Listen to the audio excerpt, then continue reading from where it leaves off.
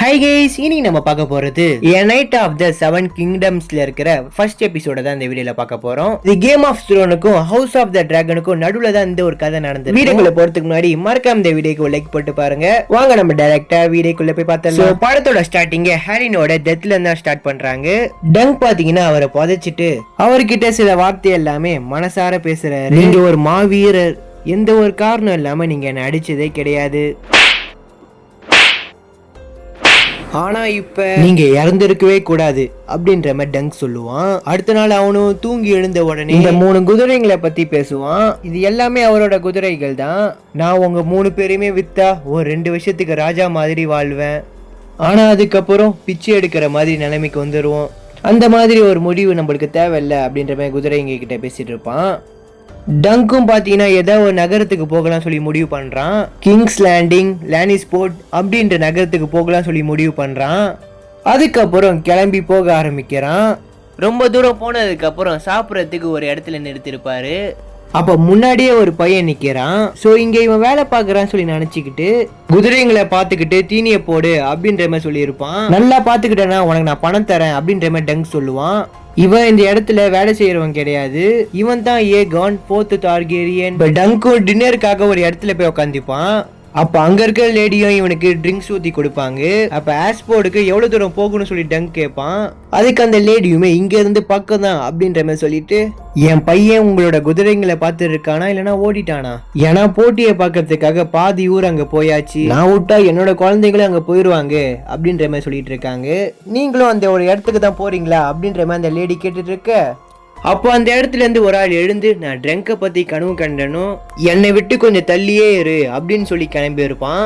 இவனை அந்த சண்டையில கலந்துக்க சொல்லி இருப்பாங்க. அவனுக்கு ஸ்குவாரா தான் கீழே இருக்கான் பாத்தீங்களா சின்ன பையன், அவனையுமே அனுப்பி இருப்பாங்க. இவன் குடிச்சிட்டு சுத்திட்டு இருக்கான்னு சொல்லி தெரிஞ்சுக்கிட்ட எக்கு நம்ம டங்க் பின்னாடி சுத்த ஆரம்பிச்சிருப்பான். இங்க டங்கும் ஹோட்டல்ல இருந்து கிளம்பி குதிரை எடுத்துட்டு போலாம் சொல்லி பார்க்கும்போது பார்த்தா எக்கு அந்த குதிரை மேல ஏறி உக்காந்துருப்பான். அதை பார்த்து கடுப்பான டங்கு அவனை அந்த குதிரையில இருந்து கீழே இறக்கி விடும் போதுதான் டங்கு அங்க நடக்கிற போட்டிக்கு போக போறான்னு சொல்லி தெரிஞ்சுக்கிட்டு, நானும் உங்க கூட வரேன்னு சொல்லி அந்த சின்ன பையன் கேட்பான். அதுக்கு உங்க அம்மா விடுவாங்களான்னு சொல்லி டங்க் கேட்க, பதிலுக்கு அந்த சின்ன பையனும் என்னோட அம்மா இறந்துட்டாங்கன்னு சொல்லி சொல்லியிருப்பான். அவன் சொன்னது உண்மைதான், இப்ப அவங்களோட அம்மா உயிரோட இல்ல. டங்கும் அவனை இங்க இருந்து கழட்டி விட்டுட்டு கூடவே குதிரையை பார்த்துட்டு இருந்தனால அவனுக்கு ஒரு காயினை தூக்கி போட்டு இந்த இடத்த விட்டு கிளம்பிடுறான். அதுக்கப்புறம் ஃபைனலி டோனிக்கு வந்துடுறான். ஐ மீன் சண்டை நடக்கிற இடத்துக்கு வந்து சேர்ந்துடுறான். வந்து அங்க இருக்கிற மைதானத்தை பாக்குறான். அது ரொம்பவே சூப்பரா அழகா இருக்குது. அதுக்கப்புறம் ஒரு சிப்பாய் கிட்ட வந்து போட்டி நடத்துறவர்கிட்ட நான் கொஞ்சம் பேசணும் அப்படின்ற மாதிரி சொல்லுவான். அதுக்கு சிப்பாயும் டங்க அவர் இருக்க இடத்துக்கு கூட்டு போவான்.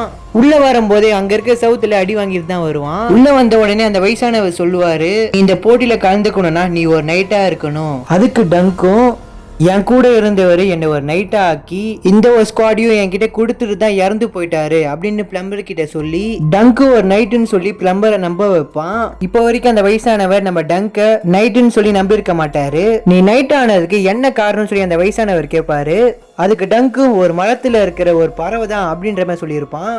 அதுக்கு அந்த வயசானவரும் கோவப்பட்டு, இங்க நீ பொய்யான உறுதிமொழி சொன்னா என்ன ஆகும் சொல்லி உனக்கு தெரியுமா, உன கையை காலை கட்டி அம்மனமா தொங்க விட்டுருவோம், அதுக்கப்புறம் உன்னோட பின்னாடி கூர்மையான ஆயுதத்தை வச்சு கதற கதற குத்த விட்டுருவோம் அப்படின்ற மாதிரி மிரட்டுவாரு. இதை கேட்ட டங்குக்கு ஒரு மாதிரி பதட்டமாயிருது. நீ வீரனானதுக்கு அந்த புறாவை தவிர வேற எந்த காரணமும் இல்லையான்னு திரும்ப கேட்பாரு. அதுக்கு டங்கும் என்ன சொல்றது தெரியாம ஏதோ வளரிட்டு இருப்பான். அதுக்கு அந்த வயசானவரும் சிரிச்சுக்கிட்டே உன்கிட்ட சும்மா தான் விளையாண்டேன் அப்படின்ற மாதிரி சொல்லிடுவாரு.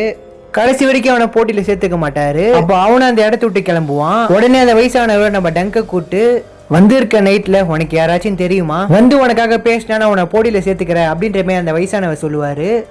அதுக்கு டங்கும் சரின்னு சொல்லிட்டு இந்த இடத்த விட்டு கிளம்ப பார்ப்பான். அப்ப அந்த வயசானவர் கூட்டு, இந்த போட்டியில தோத்தா என்ன பண்ணுன்னு சொல்லி உனக்கு தெரியுமா, இந்த போட்டியில தோக்குறவங்களோட கவசம், ஸ்குவாடு, குதிரை எல்லாமே ஜெயிச்சவங்களுக்கு போயிடும், திரும்ப காசு கொடுத்து தான் வாங்கணும், அப்படி கொடுக்கறதுக்கு எதாவது இருக்கான்ற மாதிரி அந்த வயசானவர் கேட்க, அதுக்கு அவனும் எனக்கு காசுலாம் தேவைப்படாது அப்படின்ற மாதிரி சொல்லிட்டு போயிடுவான்.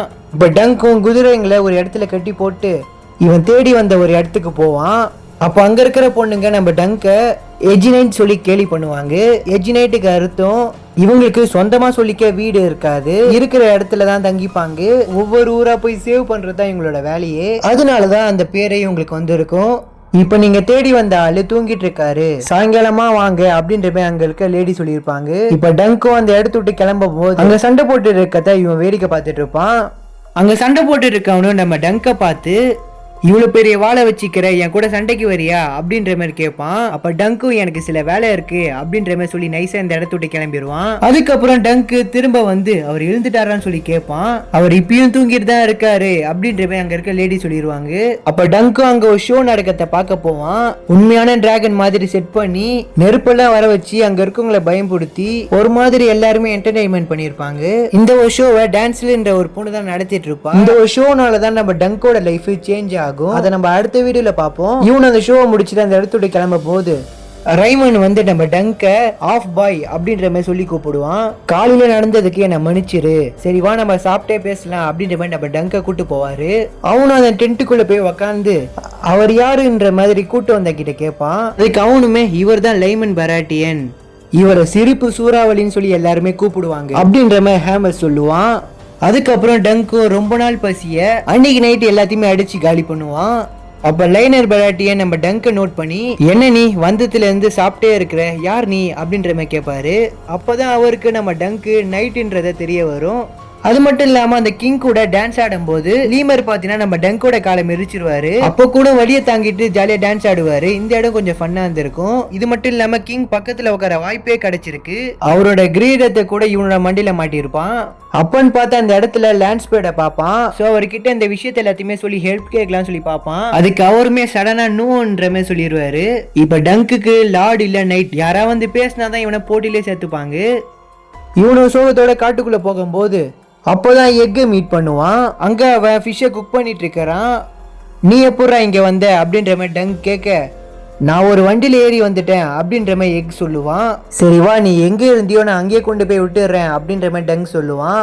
அதுக்கு எக்கும் நான் எங்கேயுமே வரமாட்டேன் அப்படின்ற மாதிரி சொல்ல நான் உன் கூட இங்கேயே இருக்கனே அப்படின்னு சொல்லி பாவமா கேட்பான். பாவப்பட்டு அவனுமே அவன் கூடயே சேர்த்துக்கிறான். அடுத்து என்ன நடந்ததுன்னு சொல்லி தெரிஞ்சுக்கணும்னு நினச்சிங்கன்னா மறக்காம பார்ட் 2 கமெண்ட் பண்ணுங்க.